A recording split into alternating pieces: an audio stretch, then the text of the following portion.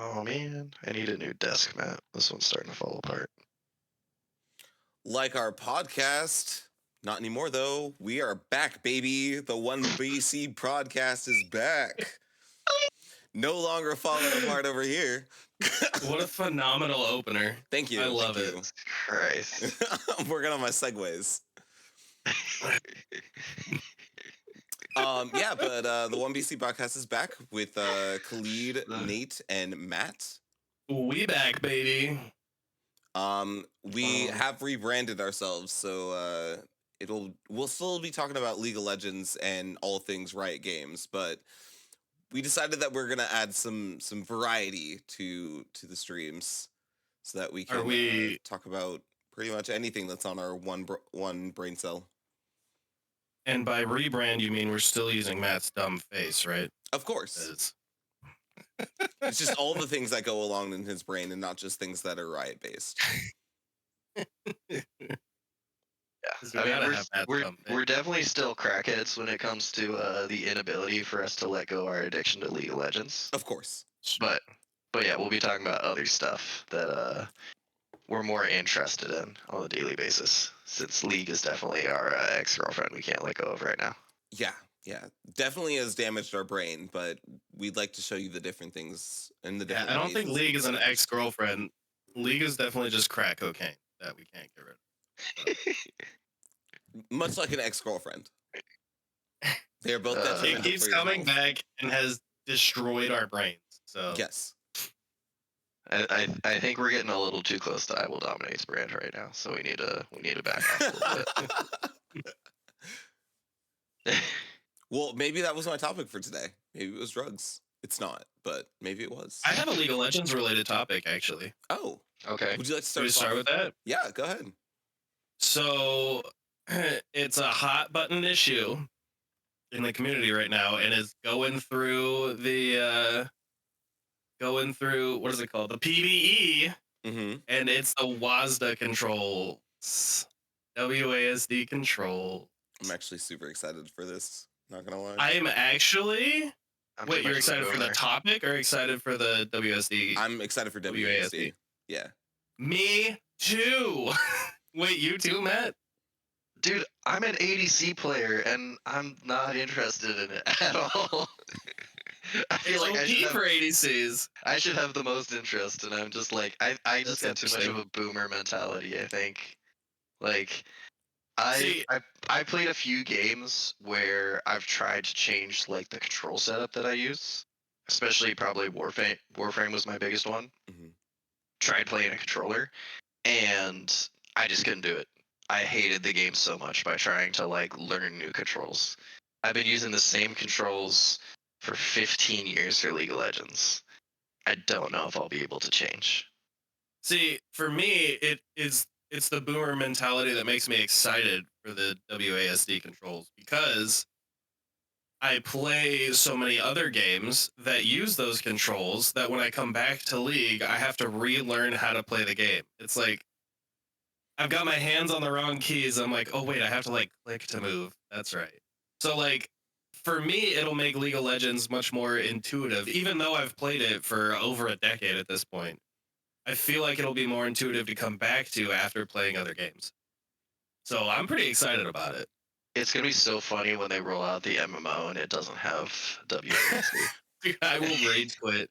If it's like old school RuneScape, I will die.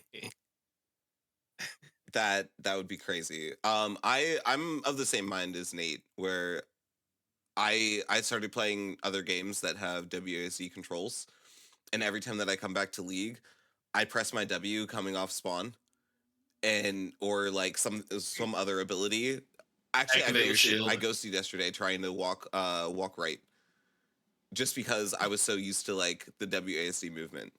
I think it's going to make mages a lot easier to play, especially control mages, and I'm super excited about that. See, that's funny because when I go play like Terraria or some other game for a while, I'll come back and my hands are definitely on the wrong keys, but I'm still using my mouse to move. I think that's true for me too, actually. Yeah. I still know it's mouse to move, but it breaks my brain a little bit. That's fair. I immediately want to start moving with my left hand. I have to like read. The thing is, so the argument against it at the moment is that it hurts competitive integrity, or like it removes skill expression is what people say.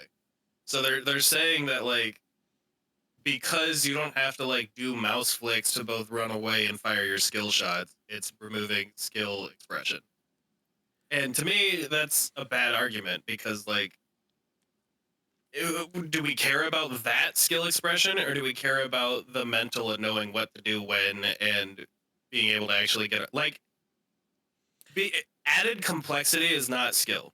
That's my opinion on it. I think it's different skill expression because like your mouse is going in circles and like moving around while your fingers are like, I don't know, going up and down. So it's almost like the patting your head and rubbing your stomach thing for your fingers, in my opinion.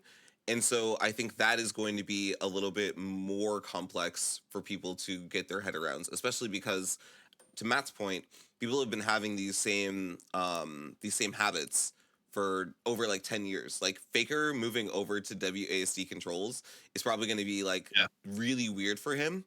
And I'm interested to see if he adapts and if there's any fall off with his play at first with him learning that, because like he's like a go-to gamer obviously, but he has a bunch of muscle memory from years. I think that's why they're specifically saying that they want it to not be an advantage and just be a choice. Like they're saying they're trying to design it in a way that makes it a choice to switch controls and not you have to be competitively viable, which I personally think is probably a mistake. Like to have two vastly different control systems for a game is kind of crazy. It's not like first person versus third person shooter, which people already say adding third person to a first person shooter game is a competitive advantage. And I think changing mouse control versus WASD controls is even more of a difference than just the camera angle. You know what I mean? I think it'll be specifically better on certain champions or certain classes of champions, but I don't think it'll be better on like a Lee Sin or a Rek'Sai or even a Viego. I think it'll be better on most ranged champions that are worried about their positioning. Like your ADCs and your control mages will probably use this a lot better because they'll be able to aim their skills separately from moving their champion, which is like most of them are about positioning. But when you're an engaged champion like a Sejuani or something like that, I don't think that this is going to be the superior way to play your champion. I'm pretty sure that the original controls are going to be better. So I think them being comparable while still being both viable is best because they have such a wide variety of champions that they're going to be different playstyles that are optimal. Did you know that I don't know if it's updated recently, but it was impossible to play Viego with WASD controls. Really? No, Which I didn't. Is tragic for me. There was a bug that if Viego would push his what used to be W, I think he would be locked out of the skill. There was a problem with his W. So like either he couldn't use it for the rest of the game or he couldn't ult for the rest of the game or something. But there was like a game-breaking bug with Viego so that he could not be played with that control scheme, which is tragic for me. That's crazy. I will say a big change for the game too that you have to think about for people like us that are not as good at the game. Like, I mean, let's be honest.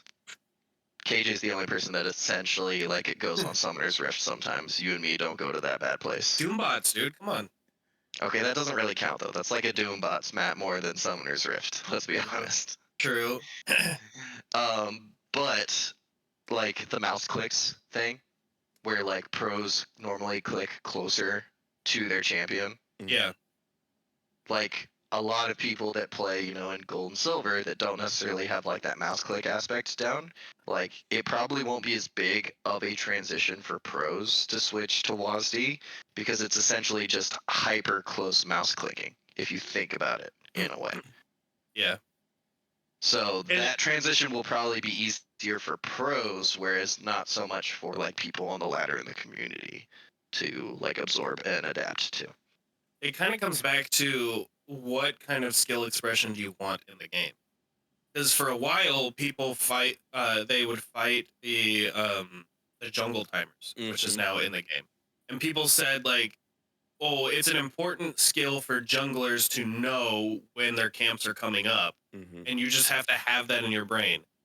And eventually, the community decided, no, it's not really a skill that we need to be expressed in the game. We'll put the jungle timers in the game to make it easier for everyone. So it kind of comes back to what skills you want expressed and what skills are not important versus what skills are important for the health of the game, basically. I think Jungle, they're just making more and more stupid every year too. It's becoming more They and always more of do. a dog roll every single year. They put in something that just makes it like unintelligent to play for the most part. Like not the whole like strategic aspect of like ganking and all that stuff, but like farming timers, healing. There's less smite options now. Like it's just not as like intelligent as it used to be. Well, that's like the I- joke, right? Is they vastly change jungle every single season. I think they They always changed it to be who can make the best decisions at any given time.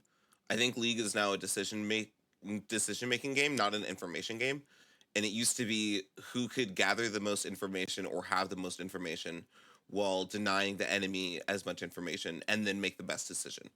And now it's more of a okay, we have various like basically the same amount of information across both teams.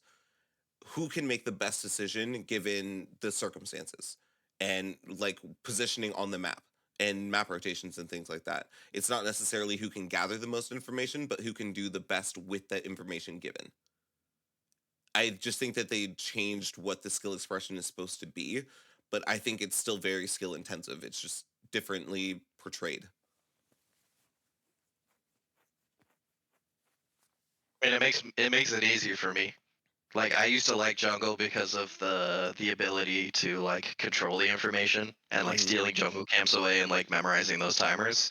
But now I can come back into the game and like if I actually wanted to go back to Summoner's Rift, I'd probably play jungle because it seems very, very like new user friendly and kind of stupid proof now. I just like being PvE. It's stupid Yeah. proof to get your Yeah. camps, but it's not stupid proof for ganking. If you understand the other lanes, then you can understand jungling better and when to gank and when you're able to. But again, that's in information usage, not in information gathering. That's how it should be, right? Like I think so. it's Yeah. stupid. It should be stupid proof to get your CS in lane, and not stupid proof to know when to trade with your opponent. Like I that's agree. a skill expression in lane. And it's the same thing with jungle. It should be stupid proof to get your experience and your gold in getting your camps, but then knowing when to influence a lane is the actual skill expression of the game.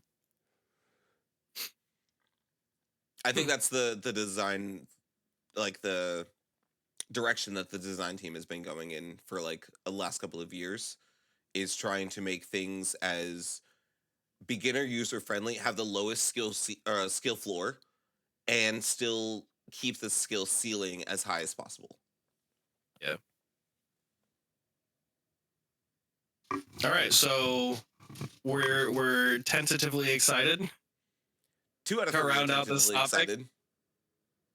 One just doesn't care though, so it's not going to affect him at all. Yeah, They just don't turn it on. Yeah. Problem solved. I'll Matt, do probably you think try that it's it. going to be a like competitive advantage or disadvantage to not be able Oh. to switch over on certain champions? Like, do you think that you playing Caitlyn because you're not wanting to change versus like a clone of you that is using WASD? Do you think that you would still win versus yourself? Oh, as Caitlyn? I'd beat the shit out of that motherfucker. Okay. You're talking about a clone of me with my old man hands. I need less buttons to push, man. Like mouse clicks, I got. You give me more button presses as a clone of me. Buttons don't move though. Yeah. Mouse moves. Yeah, exactly. Like you saw me trying to aim as Caitlyn or as Zeri yesterday. I have old man hands too. KJ, don't make me flame you, man. I was already I'm nice blaming about myself. It was really bad. He's calling himself out. It was really, really bad. game. Until I got Better Hurricane, put the I was clip in doing there. negative No, I'm just damage. I can pull the clip still. Please don't. We don't need to see it. It was really bad. Insert Zeri missing like 7 Qs in a row. And another On a reason that target I you want to could've go headbutted. WASD. My aim is not as good if I have to aim and click at the same time. See, and for me, that's not something I have an issue with right now. So I'm like, why mess with a good thing? That's my mentality on it. Maybe your Like, hands I'm aren't not- as old as you think they are. I think we're Well, they are coming at this sometimes. with a similar mindset of like we're not trying to be competitive. Yeah. We're not trying to be the best players ever. And for Matt, that's like I'm used to this. Let's just keep it how it is. And for me, it's like I'm getting used to other games. So if it can match the other games, then that's chill with me. So we both have like the same mindset because the one brain cell, but like just different approaches to it. Yeah. I feel like the other thing for me too is like a lot of the other games I play happen to be controller based. So that's probably why I'm not as like oriented to it. Like the only game I play as much as League right now is probably Helldivers, which has WASD controls, but like it's a shooter. So I feel like that's just like classic like I have like the brain layouts in my mind for like how you play different games. And, like that's the shooter style. Versus League of Legends, it's just like it's a different format in my brain. I can understand that. Alright, what Like, else? most of the other games. I'm sorry. Go ahead. Most Most of the other games that I played were like RPGs and stuff like that on my console, and then League has been my main computer game for forever, and not until recently when I got into Marvel Rivals did I start using WASD, and now because I'm playing that almost as much as I'm playing League, it's like becoming an issue of my brain not knowing which game I'm playing because I'm so used to sitting on my computer and playing one style. I'm laughing because I can see the smirk forming on Khalid's face because of his expert transition into his next topic. I appreciate you noticing. I appreciate that. Thank you. I saw you were trying to close. I was like, oh, this is a segue moment. Wait, I got a segue.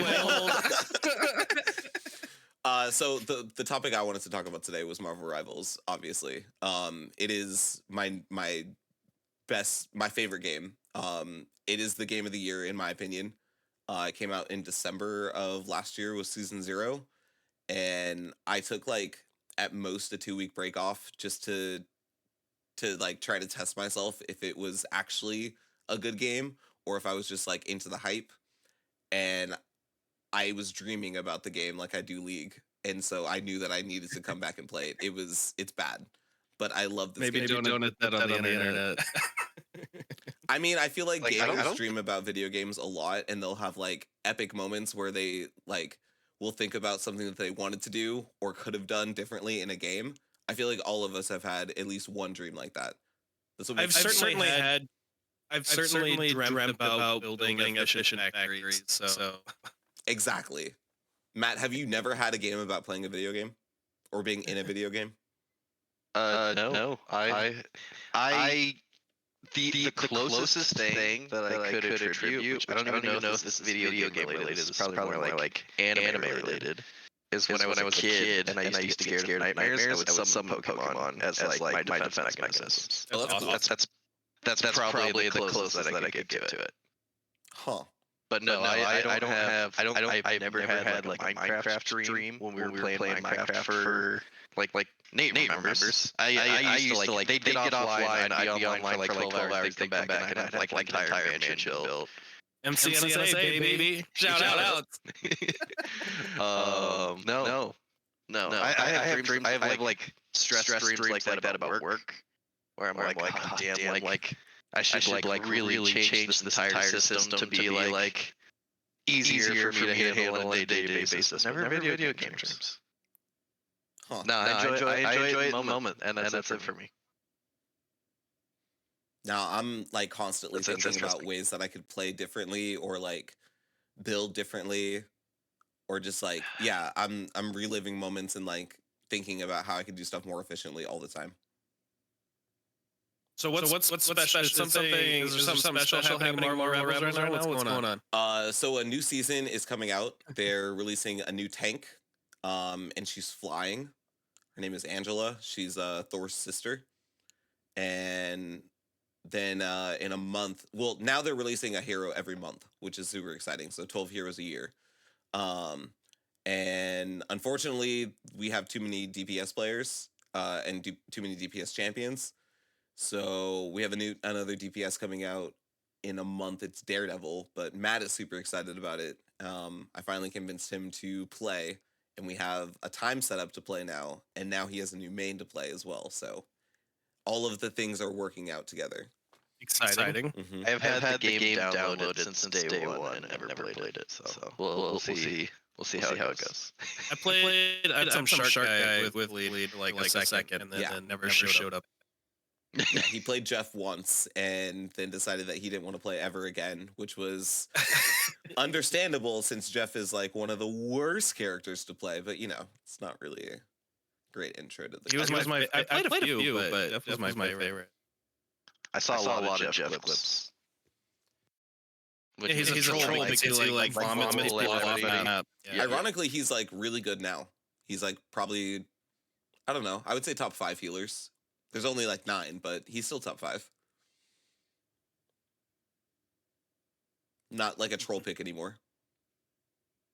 If you ever think about coming back, Nate, just saying.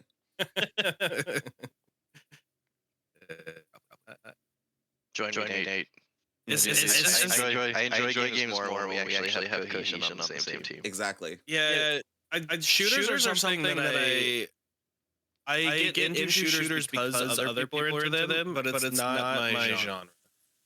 Like I much prefer Satisfactory to a shooter. That's just how I roll. I'll play Minecraft instead of a shooter game. I didn't think that it was my genre either, because like most shooters I don't like. Third-person shooters do have a little bit of a leg up because I'm super bad at aiming, so they tend to be a little bit more my speed. But when I had my first outplay moment, and I actually was like that competitive spark that I got from League came out in this game, I was like, okay, I might be hooked a little bit. And then I started like reviewing some of my games and noticing like things that I can improve. And I think that was really what got my competitive drive going, because then I saw like actual improvements and I was like, oh, okay, I can actually learn how to play this game. This is fun now. Yeah, we can add to your roster of games for you to stream. Mm-hmm. You can play Marvel Rivals with us, and then you can play Helldivers with us. And there's streamer drops for Marvel Rivals, so people that are streaming the game on Twitch will apply drops starting September 12th. Sorry, I'm distracted right now.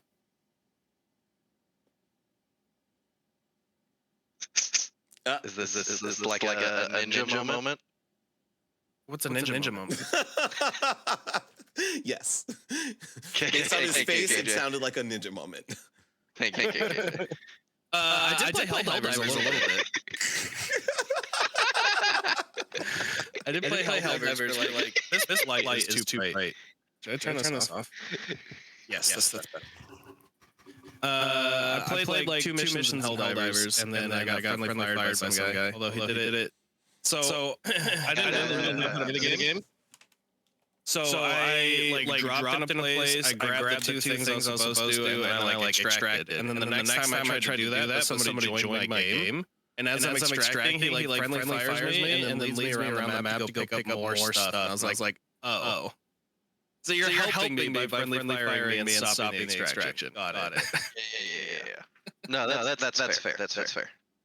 The guy was actually very. He was like level 150 or something. He was like which I assume is probably the max level or close to it. But I don't remember if they just increased it or not. But essentially just level 25 is the only thing that matters. oh, 25 is basically where you unlock like the last of your stratagems, and that kind of that unlocks like pretty much the whole game for you. After Helldivers I'm more on board with because it's a PvE more than a PvP. Like I'm not into the competitive anymore. You know. Plus they just did the Halo drop, which I've literally been playing Helldivers because it feels like a really fun Halo substitute, like a nostalgia game for me. And I got the full Halo gear right now, and it comes with the gun, with like the HUD, like loadout on the gun, showing you your ammo and everything. So I've been loving that recently. It's interesting that you say that, Nate, because like I'm the exact opposite when it comes to video games. I'll play console games for my PvE, but if I'm playing a competitive game or like I don't know, if I'm playing a game on my PC, it almost has to be a PvP game. Mm-hmm. Like honestly, the thing that saved League for me, because I was getting a little bored of it, was their emote system, because it's a way of like trash talking without getting banned or getting reported for. And so I just have like the most toxic emotes to throw at people, either for like doing something funny or just outplaying them. And yeah, having that in Marvel is I don't think I've ever seen you use a... Good? I was gonna say that. I don't think I've ever seen you use an emote. Yeah. I use them Never. all the time as trash talk. It's so funny. Like my emote wheel is like the most toxic thing. It's like Fizz going like oops, or like the Bugs Bunny version of Teemo just going no, is like it's just shitting on people. I have all three of the B's, like the be happy, be sad, be mad.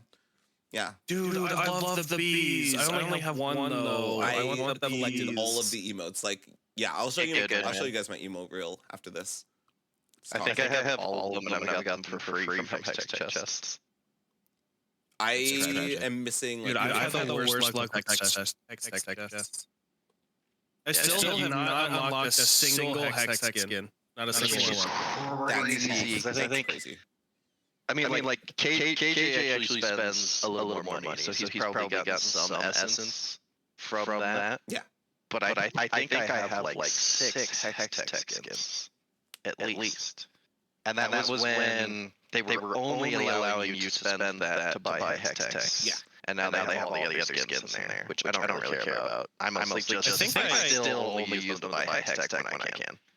Once I got up to like 100 or 10 shards or whatever it was, that's when they increased the price to be like 125 or 130. I think I might have enough now, but now it's like a rotating system, so I need to wait. I need to be actually logged on to buy the skin that I want to buy, now that I finally have earned enough money to buy a stupid skin. Yeah, I have the worst luck with the chess. It's not good. I have a lot too. How do we get back on League?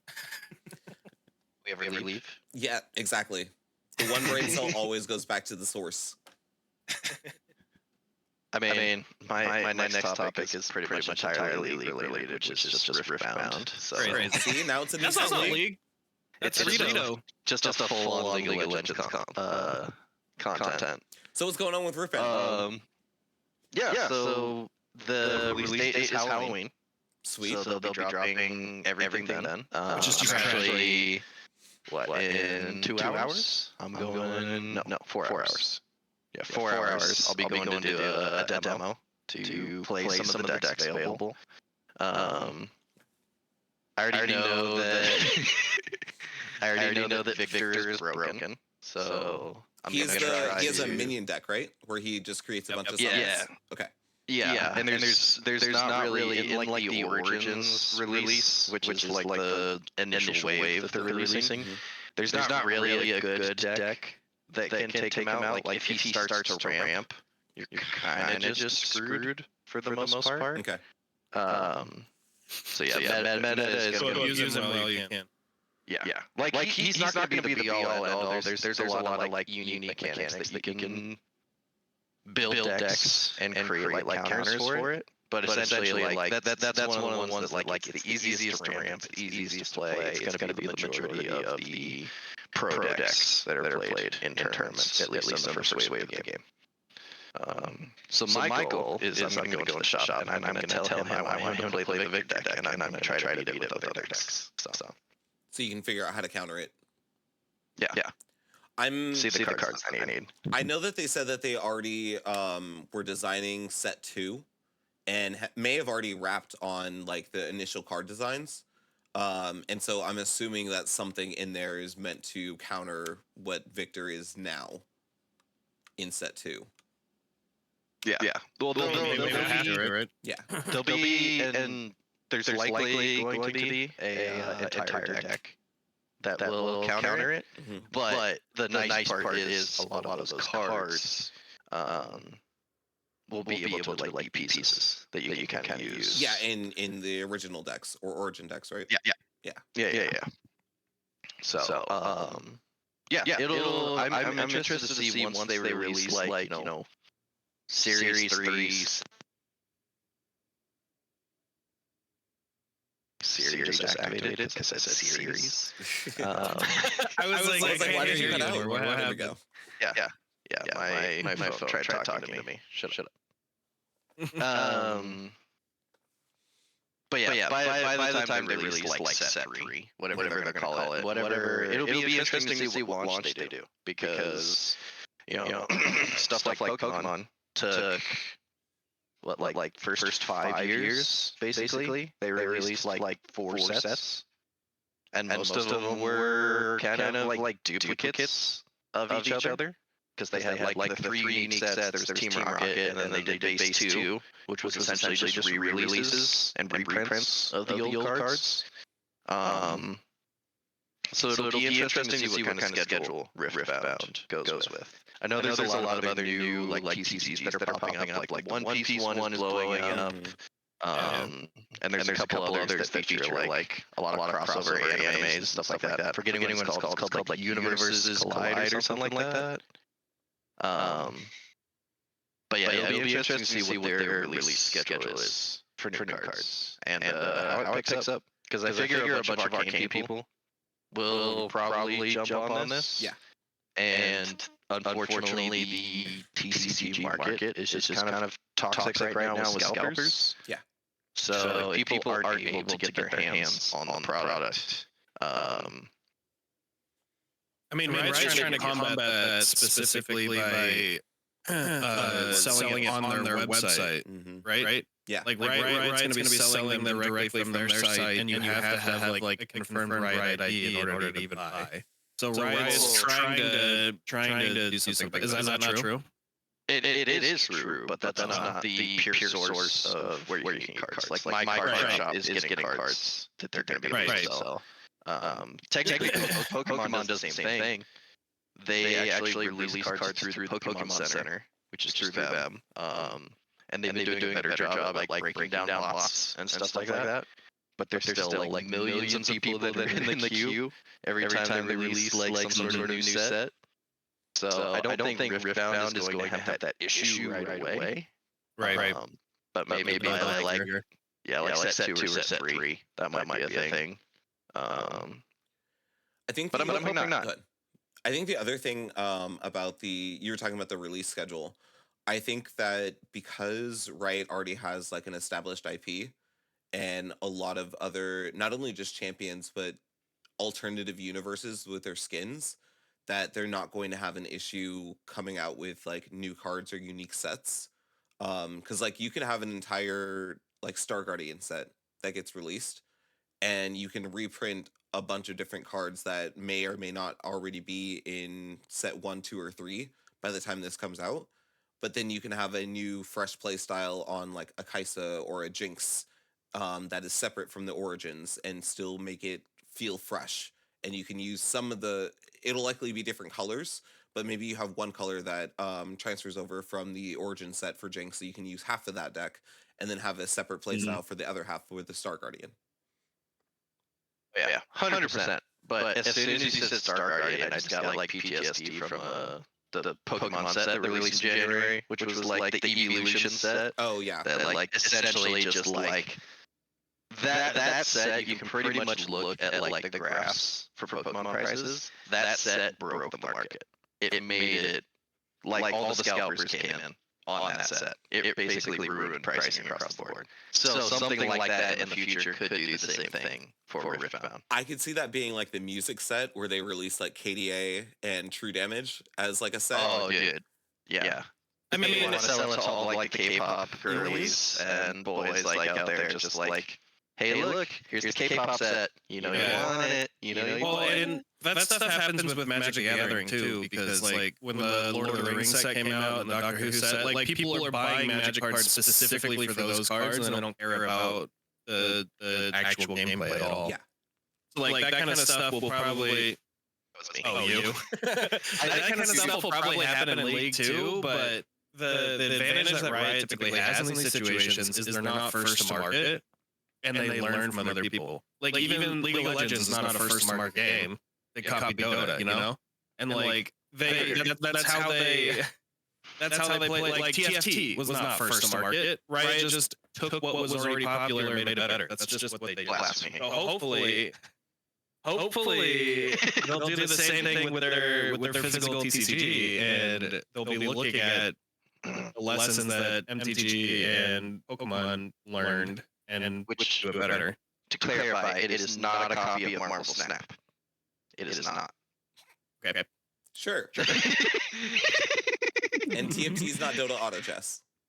I don't know what that is. Right.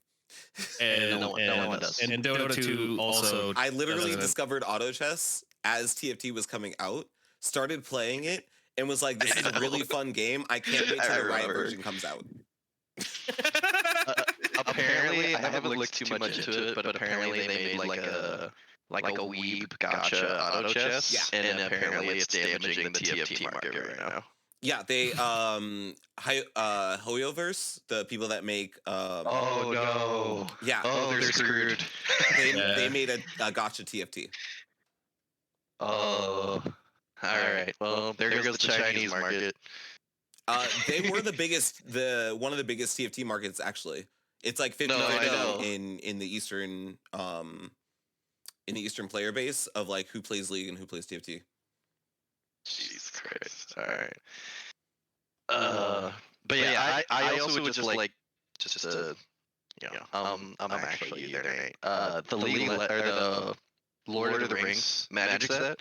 I will say that one actually had some toxicity to it because there was the One Ring card. Yeah.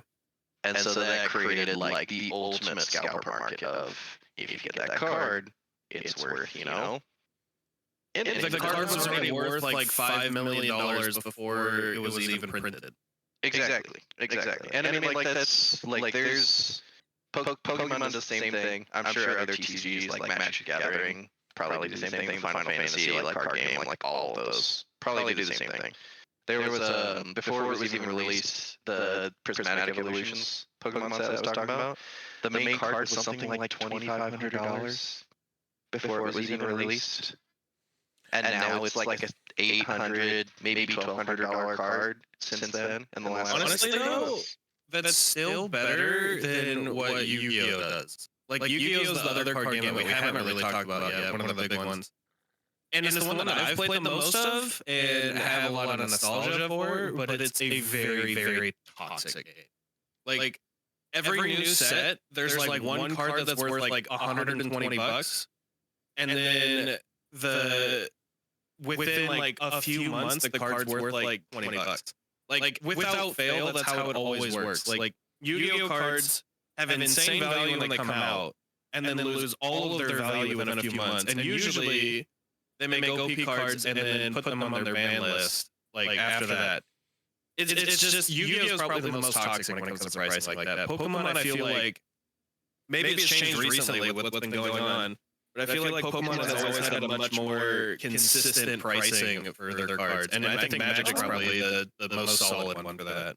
So like cards that were $20 when it came out are still like $20 now for Magic. I don't know what the pricing was back then, but I remember the YCS that we went to in LA. everybody was telling me, I can't believe I have this ingrained in my memory. I've never owned this card, but they were telling me that my Blue Eyes deck would have been so broken if I had Mega Phantom Beast Dracosac. And it was in the new pack at the time, and I remember they gave us those packs on like entry to the tournament, and we were all ripping them, and we were just like, please, like dear God, please give us this card, because it was like 300, 400 bucks at the time. You can buy it for 37 cents right now. That's probably not the same card. That's probably the common version of the card, and it's like a reprint. So it's probably like a holder. I checked the date. It's from that specific set that we're talking about.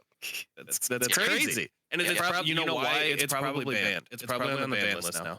It's either on a ban list, or Yu-Gi-Oh went back and reprinted old cards. Yeah. Like the Blue Eyes White Dragon, like the starter deck Kaiba like card, they reprinted that card like 15 years later. It's crazy. Yeah. So I think most everything for that was like $25. But I would look at uploading my Yu-Gi-Oh cards, and then it's like, oh, they offer them, like all those cards are in modern sets now. So I was like, oh, so my cards aren't worth anything? They're like, yeah, they're like 25 cents a piece. For the most part. Yu-Gi-Oh pricing is the most... It's the biggest scam. I think the other thing that Riot is doing to combat scalpers that I really liked was the overnumbered cards, where there's like, you get basically the same card with a different art style.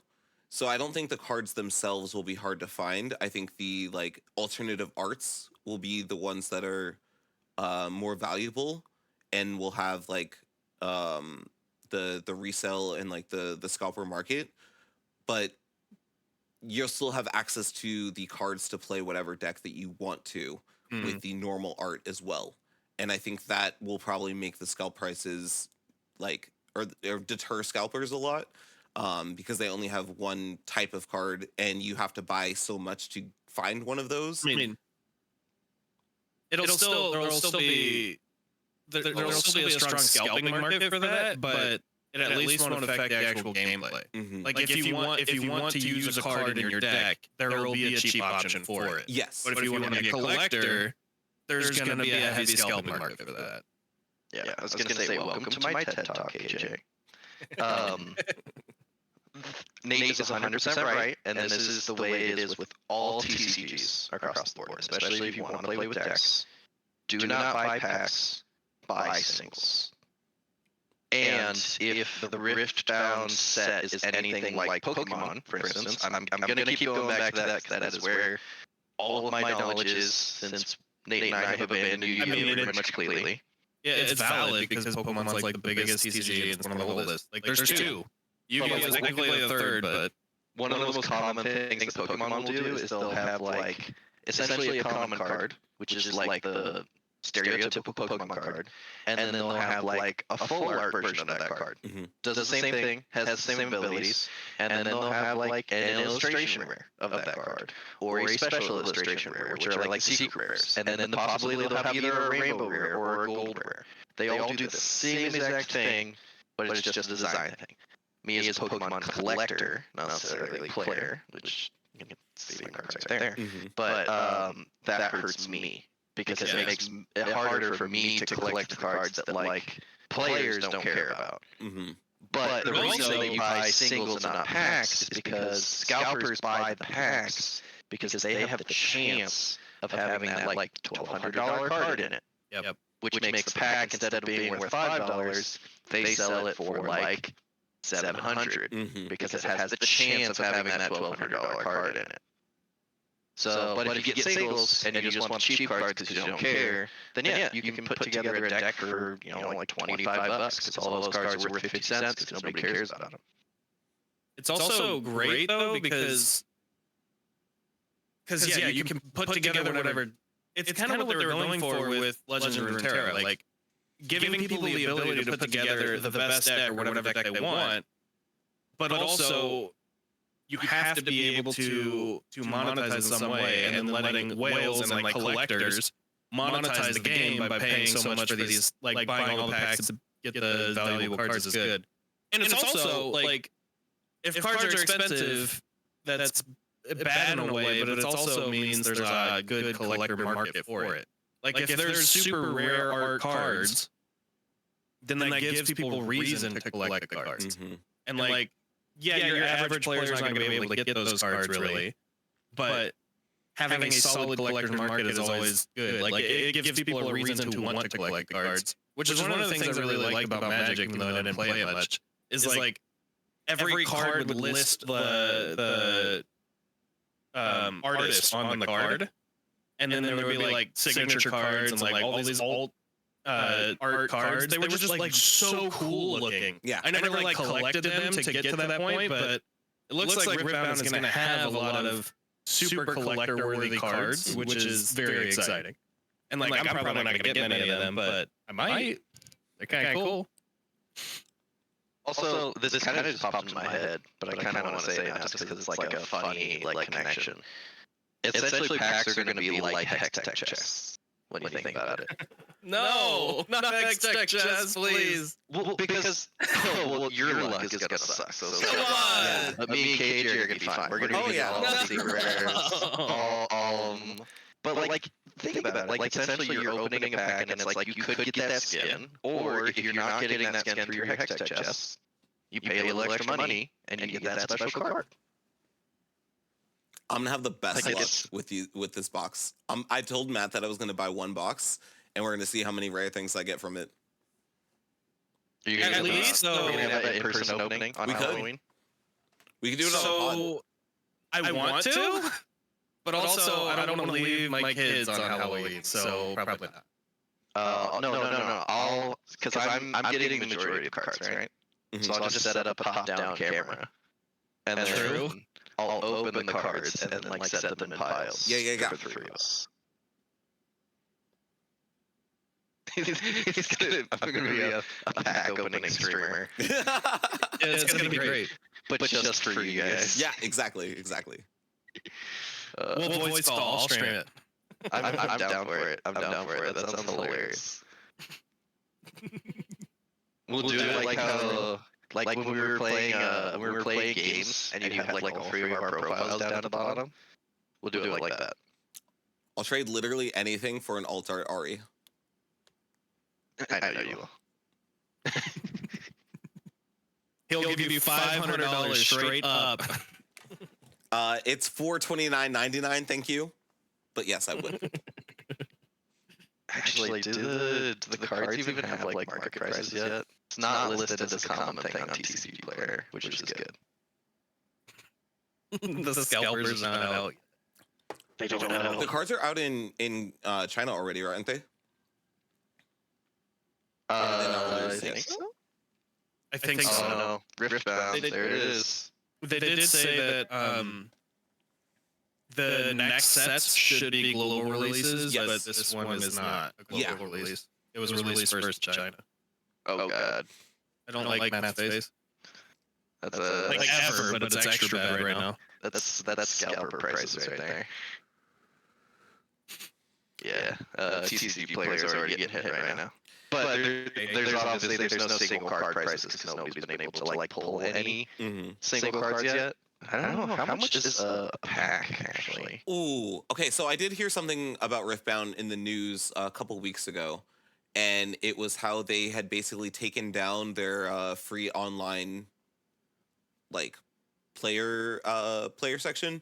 There was like some website where you could basically play Riftbound with the known cards and basically get a feel for the game.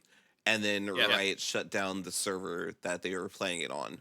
My card shop is actively using a website to play virtual tabletops. So interesting. So there was a centralized location that they were talking about on Reddit that got shut down already. My thoughts on it are, if the game isn't out for everyone to play, just let people try to figure out if they actually like your game or not. It's like the PvE. Until the game comes out on live servers, and then you can take down the PvE if you want to. But I get not wanting people to only play a digital version if there's money to be made in a physical version. Sure, I get that. But if there's no physical version for people to play on now, stopping people's hype about the game and coming off as the company that shut down people's fun is not the best way to get hype around your game. Yeah, I just sent you the link to play the game. You're welcome. Oh, thank you. What a hero.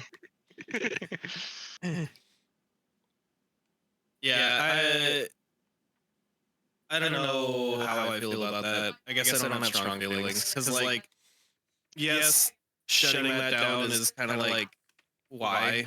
Like, just let people have their fun, you know? It's not costing you anything yet because they don't even have another option. Right? Yeah. Like, I get that, but also, legally speaking, though, they do need to protect their IP. Like, if they don't take steps in order to protect the IP, then they lose the copyrights on things. Which I don't think is actually a danger in this situation, but like that is one reason. I mean, Nintendo is horrible, but Yeah. that is one reason why they have to go after things, is because if they're not actively protecting their IP, then it's just kind of null and void. It's just the timing for me. Yeah. It's also one of those things where like they've already allowed. I know it was at like Riot events and stuff like that. Mm-hmm. They've already allowed a lot of people to play test the game. Mm-hmm. So people have seen the cards, people have seen how it works. It does build hype if you have some sort of like low-key virtual system Mm-hmm. that allows them to see the cards, see how they're played, and create that want ahead of time for the market. Because then it's like, okay, people are opening packs, but they have no idea like what they're looking for. If you give people like direction and intent beforehand, even like a minimal amount, you just want to stop those systems from becoming like the main point of contention for like, oh yeah, this is how people play the game. It's just virtually for free. Like, no, you shut that down if it becomes too big. But as like a early release thing, I think it's mostly fine. I think giving players like a warning, like, hey, 2 weeks before the actual game comes out or a week before the actual game comes out, we're going to be shutting down this server. And leaving it up until then would have made the most sense, because it's like putting a stance down, giving people ample enough time to like know when it's going to go down, and then also allowing that hype to build up until the game is actually about to come out, so that people learn how to play. It might be legally a problem. I don't really know. But if you actively acknowledge that somebody's stealing your IP and you say it's okay right now, that could be a legal problem. Magic the Gathering has been doing it with Tabletop Simulator for years, though. Then I guess not.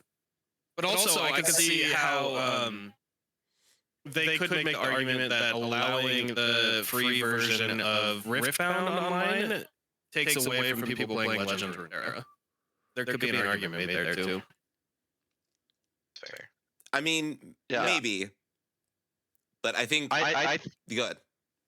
I was just going to say, I think essentially if they don't acknowledge it right now, like, I'm sure they know it exists. Yeah. It seems it's on a very public platform that it exists on right now. But I think the big thing is just like, as long as they squash it before it becomes kind of like the official home of the game, I think it's fine.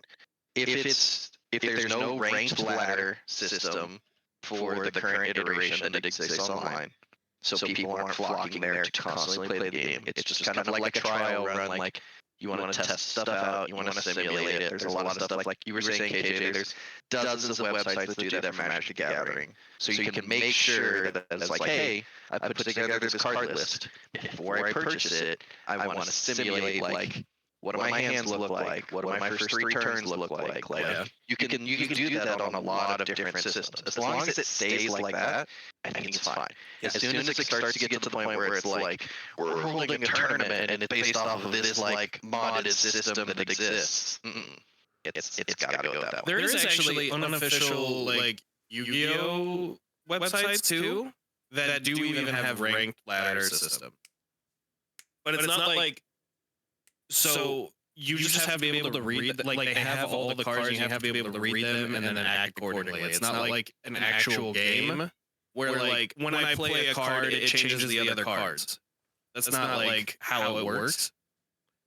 And Yu-Gi-Oh now has official systems, and as far as I know, the unofficial ones haven't been shut down. Yeah, that's how. I mean, that's how like, Like, I it play. is a thing. I play on tabletop and untap for Magic, because I deconstructed my physical decks, but I copied them onto the digital, like this digital platform, and I'm able to play with a bunch of my friends from different states and stuff like that, and it's been a lot of fun. So like, if Magic can do it, I just didn't understand why Riot didn't allow it, at least until the game was officially released. That's the first misstep around Riftbound that I've seen so far, or like the big one in my opinion. And Still especially they could have limited it where it's like you can't get any of the like special art cards or anything. Yeah, So it's like just the base game, learning mechanics, the ideology of like how to build a deck, mm-hmm. how to play the game.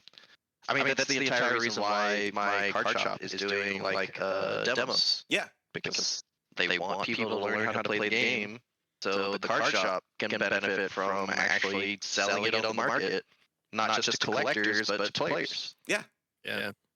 I don't know why I'm the one sitting here trying to defend corporations, but No, it's also possible what you're that- saying. Yeah. like it's possible that what they want to do is not let it like run free on the internet, but pre-release of the game, they want to try to control how people experience it, so there's not like bad vibes going into it. Like if they're doing it like at Matt's card shop, that's a controlled place where people can experience the game, or when they're doing it like TFT events. They're like controlling how people can experience the game before it's out, so that it's not like people get turned off from trying the free version online that's not like really official. It can have the rules wrong or X, Y, and Z other reason. They're trying to like control how people can experience the game so that they're not turned off before it even comes out. Like I could see how that's the argument, but I still agree that just shutting down fan things like that is not. It's mean spirited. It's not good. It's Nintendo kind of stuff, and I don't like it. I see it as a decent argument for sure. I think trying to control your casual base is almost never a good idea, and working with your casual base, because that's going to be the lifeblood of your game. Like the whales and stuff will sustain you monetarily, but your casual base is the one that's going to keep the hype and the lifeblood of your game and the local card shops like thriving. And so allowing them to play and experience your game as much and as vibrantly as possible, I think is always the right choice, and limiting them in any way, even if it is for a more like controlled experience, probably isn't like the best thing to sustain your game. But I could be wrong. So basically, what we all agree on is their advertisement for the game has been subpar. I think them wanting to keep so much control around the game is the subpar thing. I think they've been marketing it pretty well and hyping it up. I think the interviews that they've had about how the game works, their philosophy about it, all this other stuff that they're coming out with, I think all of that has been super good. It's just the amount of control that they want to have around it, and their non-global rollout, and them thinking that like it wasn't going to be popular in America was also a misstep.